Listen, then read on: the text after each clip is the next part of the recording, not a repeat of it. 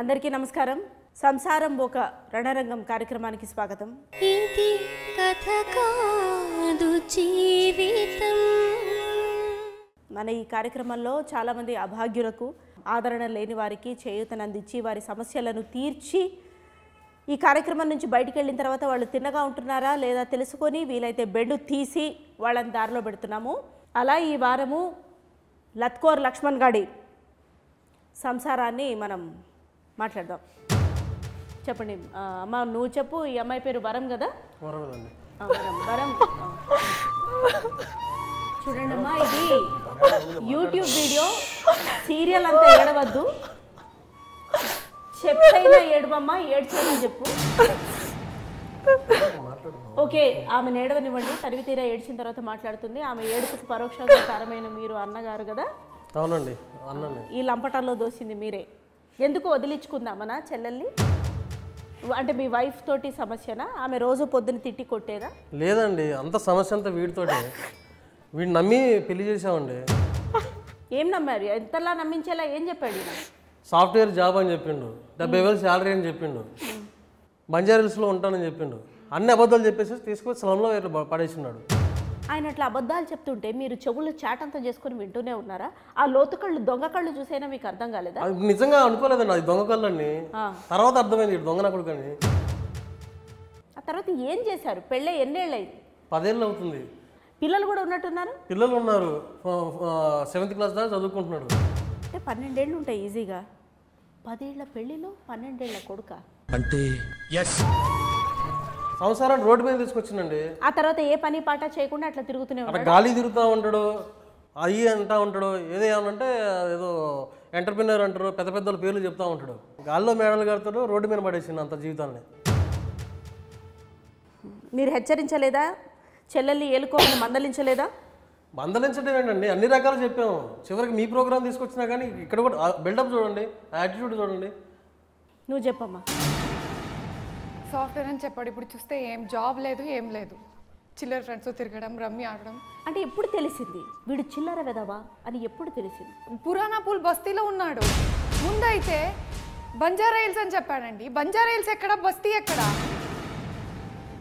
ఇప్పుడు నా గాజులన్నీ అమ్మేశాడండి. గాజులు కూడా పెట్టుకోనివాడు. ఏం చేయాలి నేను?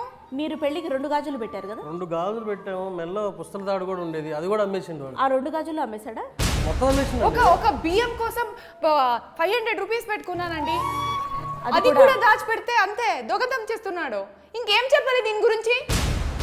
మీరు చెప్పండి, ఏం చేస్తుంటారు మీరు? నేను ఒక ఆంట్రప్రెనర్ మేడం.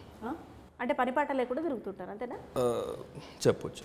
బట్ లిసన్, నా డ్రీమ్స్లో అన్నీ వేరే లెవెల్లో ఉన్నాయి ఇట్లాంటి మేడం. గాలి చెప్తా ఉంటాడు. నేను మాట్లాడుతున్నా కదా, నేను మాట్లాడుతున్నా. నేను మాట్లాడుతున్నాను కదా మేడం, నెక్స్ట్ నేను ఇలాన్ మస్క్ అవ్వాలి, ఇండియన్ ఇలాన్ మస్క్ అవ్వాలి. చూడు, నువ్వు డ్రీమ్ అవ్వడం, కళలు ఉండడం తప్పు కాదు లత్కోర్ లక్ష్మణ్. కానీ ఆ లత్కోర్తనాన్ని కళలు కనడంలో కాదు, ఆ కళని సాకారం చేసుకోవడంలో చూపించాలి. నువ్వేం చూపించావు? ఆమె కాన్పు చేయడంలో చూపించావు. ఎంటర్ప్రినర్ అంటే ఏం బిజినెస్లు ఉన్నాయి, ఏం యాక్టివిటీలు ఉన్నాయి? మేడం చాలా చాలా ఏం లేదండి, ఖాళీగా ఉంటాడు అంతే. ఖాళీగా ఉంటాడు, ఇంట్లో కూర్చుంటాడు, ఖాళీగా ఉంటాడు. అదే నా నీ ఎంటర్ప్రినర్ అంటే, సెల్ఫ్ ఎంప్లాయ్మెంట్ అంటే? మేడం, సెల్ఫ్ ఎంప్లాయ్మెంట్ అండి మేడం. నేను ఎంప్లాయ్మెంట్ ఇస్తున్నా మేడం. ఎవరికి? ఎవరికో. దాంతో పాటు వాళ్ళకి గిఫ్ట్లు కూడా ఇస్తున్నావు కదా, రిటర్న్ గిఫ్ట్లు. ఈ లత్కోర్ పళ్ళకి ఏమైనా సాక్ష్యాధారాలు ఉన్నాయి మీ దగ్గర? ఉన్నాయండి, ఉన్నాయి. వీడు ఎవరితో తిరుగుతున్నాడు మొత్తం నా దగ్గర ఉంది ఆధారాలు. చూపించండి మేడం ప్లీజ్, నమ్మకండి మేడం. నోరు మీద చూపిస్తున్నావు, మొత్తం నీ బండారంతా బయటపడుతుంది. ఆగు.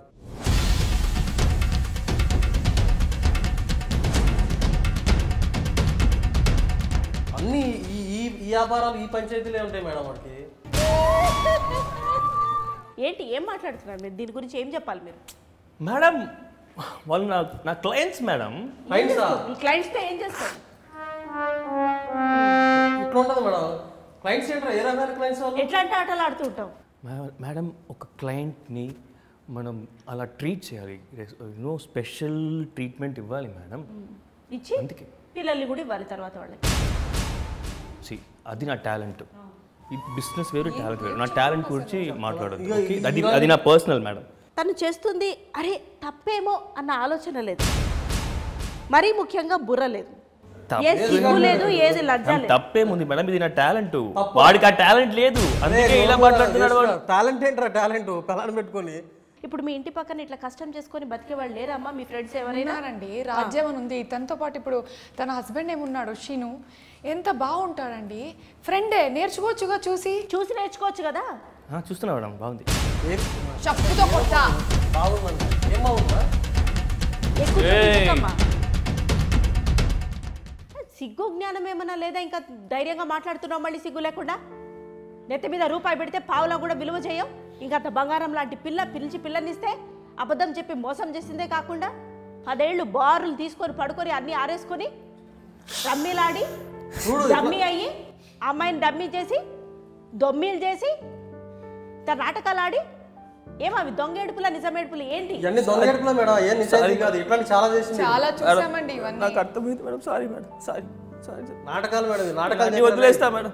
కాదు లత్కోర్ లక్ష్మణ్, నువ్వు ఇప్పుడు సారీ చెప్పి తప్పించుకోవడానికి లేదు. దీని తర్వాత నువ్వు అడుగు వేసుకోవాలా, మనకి తగ్గట్టు మన పని చేసుకోవాలా. ప్రతి ఒక్కళ్ళు అక్కడికి వెళ్ళిపోతే ఇంకేంటి? ఓకే మేడం, సరే మేడం. ఇప్పుడు మనం ఒక నేరస్తుడికి, ఒక కర్కోటకుడికి కూడా మనం ఒక ఆఖరి అవకాశం అనేది ఇవ్వడం జరుగుతుంది. అది మనం సామరస్యంగా సమస్యని మనం సాల్వ్ చేసుకోవాలి. ఎందుకంటే ఇది వివాహం, 2 జీవితాలు. ఎట్లాగో అట్లా ఇక్కడి నుంచి అయినా బాగుపడుతుంది. పిల్లాడి ముఖం చూసైనా, అదిగో పాప అమ్మాయికురాలు ఆమె ముఖం చూసైనా మనం ఆగాలి. ఏది చేతిలో చేయేసి లేదండి, చాలా సార్లు ఇలాంటి పంచాయతీలు అయిపోయింది. ఇలా చాలా సార్లు కాదమ్మా, చాలా సార్లు అయిపోయింది. కానీ ఇట్లా ఎప్పుడైనా వంగాడమ్మా? వంగలేదు కదా. ఏది చేతిలో చేయేసి ఒక్క ఆఖరి నా కోసము ఒక్కసారి కాదు. నువ్వు 100% మారుతానంటేనే మేము ఒప్పుకుంటుంది, లేకపోతే ఒప్పుకోం.